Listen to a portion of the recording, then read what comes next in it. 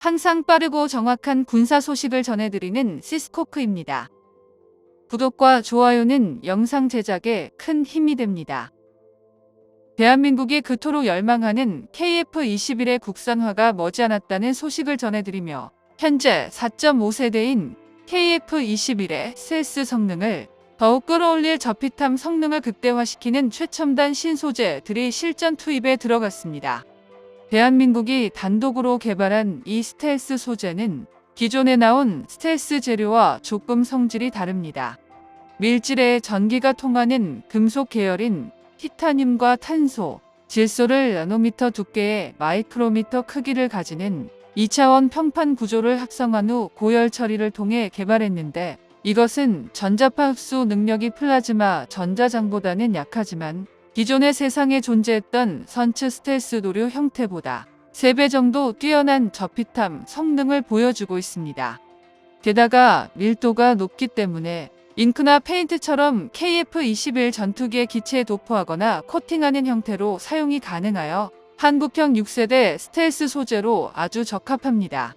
실제 KF-21의 스텔스 소재를 55km 두께로 적층했더니 약 99% 이상의 전자파가 차단되는 놀라운 효과를 직접 확인을 하였고, 현재까지 세계에서 보고된 플라즈마 스텔스막 방식을 제외한 스텔스 필름 분야의 소재 중에서 가장 우수한 성능입니다.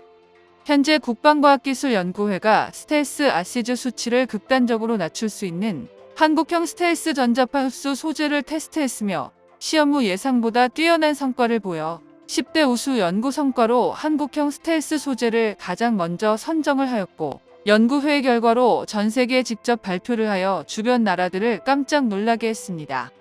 현재 국방과학연구회는 소재 개발이 약 90% 이상 완료가 되었다고 전하는 모습을 보니 개발은 완료가 되었고 실전 테스트를 진행 중이라는 게 군사 전문가들의 입장입니다. 대한민국 국방과학연구회에서는 개발을 시작했을 시점부터 주변국들에서 실패할 것이라는 모진 말들을 들었지만, 애초에 실패를 생각한다면 결코 이런 도전한다고 발표도 하지 않았을 겁니다. 다행히 대한민국의 자랑인 KF-21이 본격적으로 시범 비행에 성공을 하는 모습을 보이며 안정적인 궤도에 올랐으니 본격적으로 부품 국산화에 진행 중입니다. 게다가 KF-21 블록 3까지도 개발이 공식적으로 선포됨에 따라 차세대 스텔스 소재 보유가 현실화가 됐습니다. 대한민국 기술력으로 국산 발에는 스텔스 도료 연구 개발이 진행되고 있다는 소식은 2012년에 처음 알려지기 시작했습니다. 2017년에 추가 소식이 잠시 언론에 보도된 후 2020년까지 관련된 추가 소식은 어디에서도 찾아볼 수 없게 되었습니다. 그런데 알려지지 않았지만 이미 2019년에 국산 스텔스 도료에 관련된 중요한 추가 기술이 대한민국 특허청에 등록이 되어 있었습니다. 이 말은 이미 한국이 5세대 스텔스 전투기에 들어가는 6세대급 스텔스 전자파 흡수 소재 개발을 성공했다는 것입니다.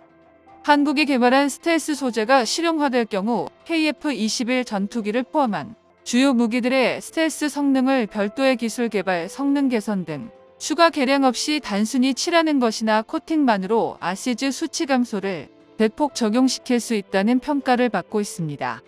이 때문에 스텔스 필름 분야에서만큼은 장기적으로 본다면 미국과 기술력이 동등해질 것이고, 한국의 스텔스 기술이 세계 최고 수준으로 인정받을 수 있도록 지금도 열심히 개발이 진행 중입니다. 명실상부 대한민국의 KF-21 보람에 적용되는 스텔스 소재가 현재까지 지구상에 개발된 적 없던 최첨단 소재로 개발됐다는 소식에 전 세계 군사 언론들 사이에서 엄청난 화제를 모으고 있습니다. 이처럼 한국이 개발한 새로운 소재 방식이 적용되어 스텔스 유지 보수의 획기적인 패러다임을 가져올 전망입니다. 한국은 넥스트 레벨의 기술로 분류되는 플라즈마 스텔스 기술을 개발하기 전 6세대급 스텔스 소재를 개발하는 데 가장 빠르게 성공한 국가로 등극했습니다. 신세대 스텔스 신소재가 미국이 아닌 한국에서 먼저 개발된 것이 놀라울 정도라고 외신들은 입을 모으고 있는데요. 과거부터 시작해 현재까지 수십 년 동안 스텔스 기술을 가장 최고였던 미국에서도 대한민국의 차세대 스텔스 기술력에 인정하고 있습니다. KF-21은 현재 블록 형태로 나눠서 개발을 하면서 동시에 발전을 하는 형태를 취하고 있습니다. KF-21을 4.5세대라고 칭하는 것도 추후 업그레이드를 통해 5세대까지 그리고 마침내 5.5세대까지도 염두에 두고 설계를 진행하였는데요. 동체 형상을 이미 5세대급의 높은 스텔스기 형상을 갖추고 있습니다. 즉, 기체 형상이 정레이더 전파에 반사하는 최대한의 스텔스 기체 설계를 대한민국이 보유를 한 겁니다. 현재 가장 문제되는 것이 KF-21 전투기의 내부 무장창인데 국방과학연구소에서도 설계 당시에 기체에 미사일을 탑재되도록 공간을 미리 만들어 놓고 설계를 했습니다. 현재 계획상으로는 2028년 이후 블록3에서 무장창을 기체 내부로 매립을 진행하는 것으로 확인이 되며 그렇게 되면 미국의 스텔스 전투기와 동일한 수준이 됩니다. 지금까진 대한민국의 스텔스 기술력은 완력하지는 않았지만 드디어 6세대급의 스텔스 소재 개발로 인해 미국과의 큰 격차를 줄일 수 있게 됐습니다. 한국 항공우주산업은 KF-21 블록 1, 블록 2까지는 F-35 전투기는 물론 유로파이터와 라파엘 등 최신 기종의 레이더 반사 면적인 아시즈 레이더 반사 면적 수치를 압도적으로 뛰어넘는다는 것을 중점에 두고 있습니다. 미국의 F-35 전투기는 사실 이미 많은 문제점이 드러나면서 정상적으로 개발이 완료가 되면 대한민국의 KF-21이 해외 수출 시장에서 더 큰 매력이 있을 것으로 보입니다. 미국의 최고 성능인 F-22 랩터 전투기는 0.01제곱미터의 아시즈 수치를 자랑하며 뛰어난 스텔스성을 자랑하고 있습니다.